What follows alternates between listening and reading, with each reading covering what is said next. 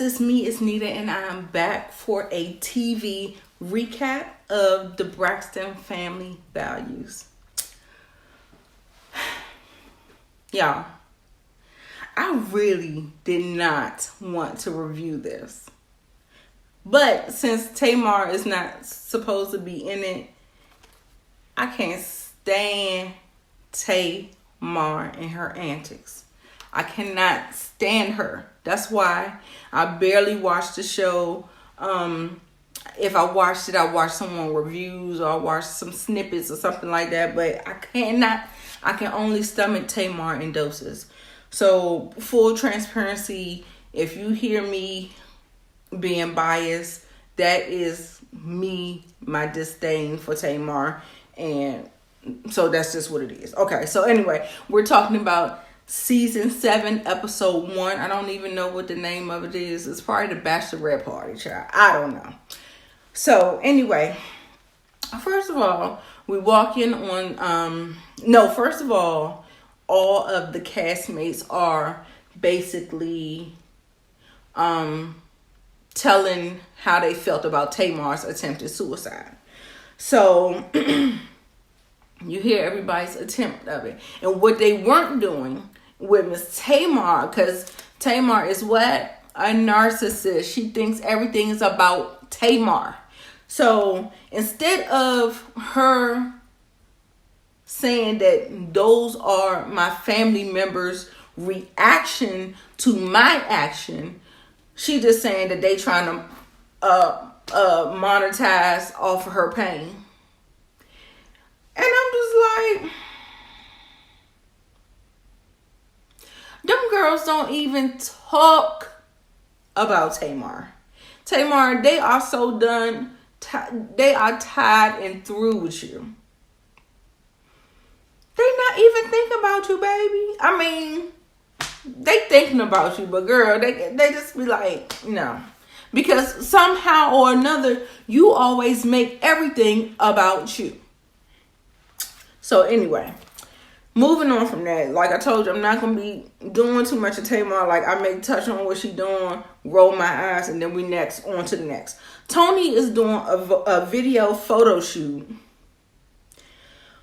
with her new album project. And what kept throwing me off, this new album project, I think is Spell My Name or Say My Name. And it's supposed to be like some kind of play off of sexuality. So I'm thinking it's like Say My Name or, yeah, something like that. So you know how Miss Tony is.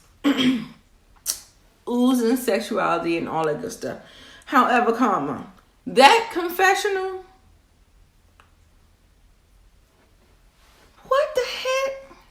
Tony D. Braxton, you're not telling me that you on this camera looking like that. Like, no ma'am. I cannot believe how, her stylist, for the photo shoot, the video shoot, girl, is your budget gone? Girl, they had you out there looking a fool. Not Tony D. Braxton.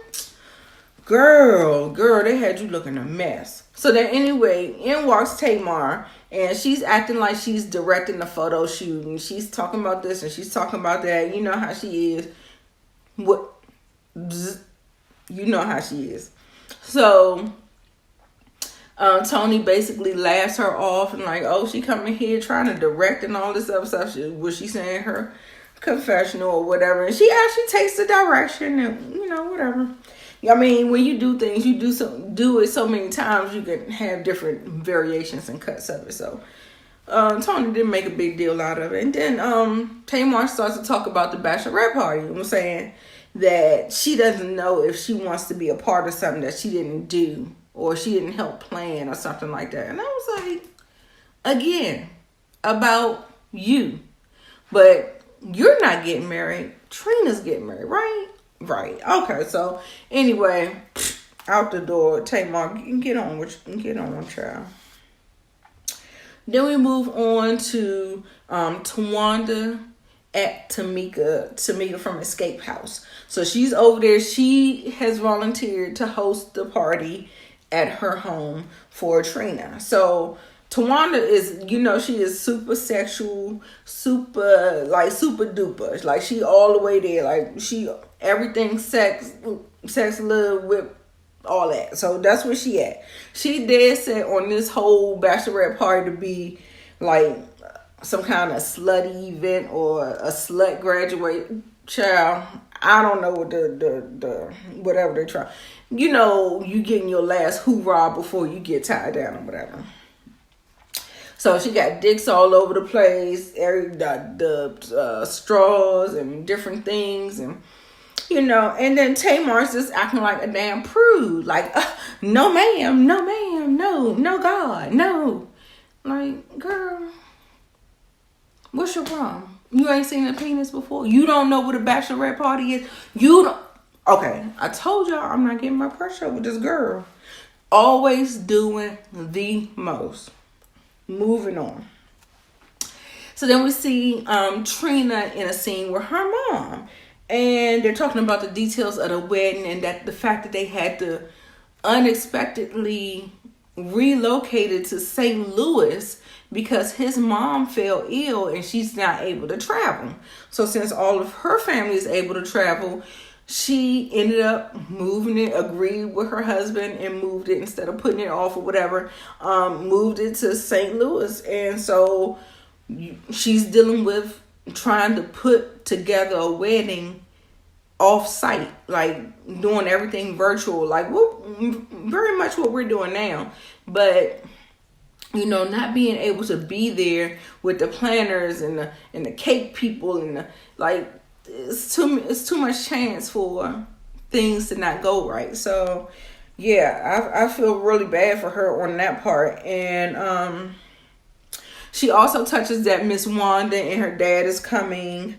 They didn't attend her first wedding, of course, because he left Miss Evelyn because his ass was cheating. So he left Miss Evelyn and their family and went on with Miss Wanda. And he's been with Miss Wanda for 22 years. So Miss Evelyn, I'm going to need you to let it go and let God, please. Please and thanks. So yeah, so he didn't come to the first wedding because Trina did not invite his new wife, Miss Wanda. And so out of spite, he put a line in the stand. And he said he was not coming to her wedding. So that was something over the years they had to work on and all of that stuff. So she ends up telling her mom that her dad wants to sing at the wedding. They both share a nice little key. Evelyn said, that man cannot sing. You girls got y'all voices from me. And yeah, I think you should tell your father no. He should not be... that he should not be singing at your wedding.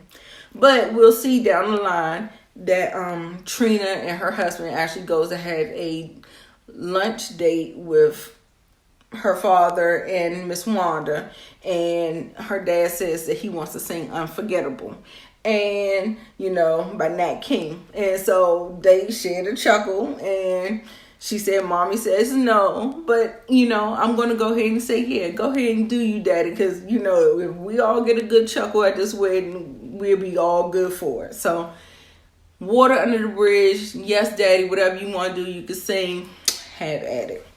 So, then we get to the bachelorette party. The bachelorette party, we have a couple of entertainers. The girls are coming over. I didn't know that you're supposed to dress slutty or provocative for a bachelorette party. I had no idea, but I've been seeing a lot of different people do that. And I saw it on The Chi last season where the girl, Emmett's girlfriend, she was all, I was like, why you all in negligee and lingerie around all these women, especially Emmett's mother? But I guess it's a thing. So Tawanda had everybody dressing really scantily clad and fishnets and leotards and all of that stuff, looking all super duper sexy. Everybody was trying to get in their costumes. Trina said she was overdressed, so she went and slipped into something a little bit less. And so, yeah, so they had a couple of entertainers there. The first people, it was a black couple, and they was getting up there, and they was like demonstrating sensuality and all of that stuff, and trying to evoke orgasmic like feelings, and tantric. That's what it sounded like, tantric. And they were teaching that, and of course Tamar, like, oh my god, acting like she's 6 years old and she ain't supposed to be here, and she ain't supposed to be seeing these people rubbing on each other's bodies, like she not a whole ass grown adult. So anyway, we got her with her antics, and of course this sends Trina off. There are some other people that are talking in the background. However, that mess was for Tamar, because she was going off in such a manner that it could throw the entertainers, the artists, off their game, because it sounds like you're heckling them. You know what I'm saying? So she was like, this is just so disrespectful, and she gets up and she storms off because she kept telling them to be quiet. I'm trying to see what's going on. I'm trying to understand what's going on. And then Tamar's still going on with these antics and stuff. And then so she just storms off, goes crazy. She said she needed to get her breath and just chill out. And, you know, everybody was like, well, what happened to Trina? What happened to Trina? Who y'all think? What y'all think happened to Trina? Goddamn stupid ass Tamar. Look, y'all, I'm gonna give it a good go. If I don't get a lot of views on this video, if Tamar's in too much more of this, I'm not gonna be able to do it. So I'm gonna try to go with it, but if she get on my nerves a little too much, I might have to give up the ghost. So anyway, after that, we had a male stripper appear, and the male stripper comes, and honey, I guess he must have been extra blessed down below, but we didn't get to see it because, you know, they blurred it all out or whatever.